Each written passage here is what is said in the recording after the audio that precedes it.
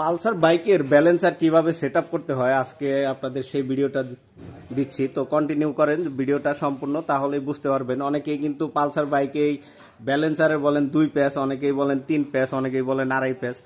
মূলত অরিজিনাল কয় প্যাচ আজকে সেই জিনিসটা দেখিয়ে দিচ্ছি।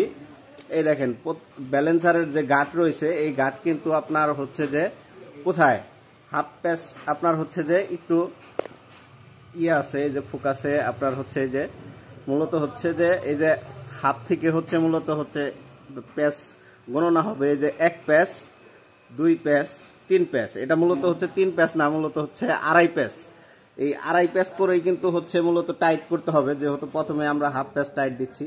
তো কিভাবে লাগানো হয় আমি খুব সহজেই দেখিয়ে দিচ্ছি। এটা আমি স্পুক দিয়ে বানিয়ে নিচ্ছি। তো এরকম ভাবে তো ব্যালেন্সার যে আপনার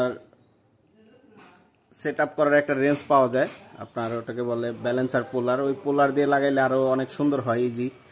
তো আমি নিজেই বানিয়ে নিচ্ছি। তো আমি দেখিয়ে দিচ্ছি যে কিভাবে আপনার হচ্ছে যে অ্যাকুরেট ভাবে সেট আপ করবেন। একটু কন্টিনিউ করেন ভিডিওটা সম্পূর্ণ, তাহলে বুঝতে পারবেন।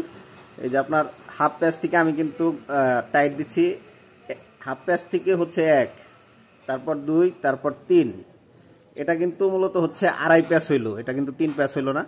আবার এই পাশে দেখেন, এই যে হাফ থেকে 1, 2, 3, এই হচ্ছে আপনার মূলত হচ্ছে এই পাশে 2.5 প্যাচ আর এই পাশে 2.5 প্যাচ। তো এইভাবে যদি লাগিয়ে দেন তাহলে 100% অ্যাকুরেট সাউন্ড আসবে। আর দুই পাশে 2টা ওয়াশার থাকবে। তো আমি ওয়াশার 2টা দিয়ে নিচ্ছি। আর আপনার এই যে ওয়েট বার যে আছে, ওয়েট বারের এই যে টাইমিং দেখতে পাচ্ছেন, এই টাইমিং কিন্তু এই বরাবর থাকবে।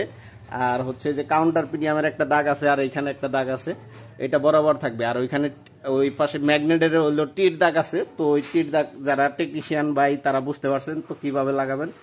তো আমি খুব সহজেই বসিয়ে লাগিয়ে দিচ্ছি। তো এইভাবে যদি লাগান তাহলে গাড়ি কিন্তু ভাইব্রেশন করবে না 100%। আর গাড়িতে অনেক টাইমে শু শব্দ আসে, সেটা হচ্ছে ব্যালেন্সার যদি টাইট বেশি হয় তখন মূলত শু শব্দ আসে। আর একটা আসে হইলো যখন ব্যালেন্সার অ্যাকুরেট না হয় তখন দেখা যায় যে গাড়ি ঝাঁকায়। তো দেখেন খুব সহজ, কিন্তু এটা খুবই কঠিন না, একদম সহজ। তো ভিডিওটি কন্টিনিউ করেন, তাহলে বুঝতে পারবেন যে একবারে খুব সহজভাবে কিন্তু লাগিয়ে দিচ্ছি। এই যে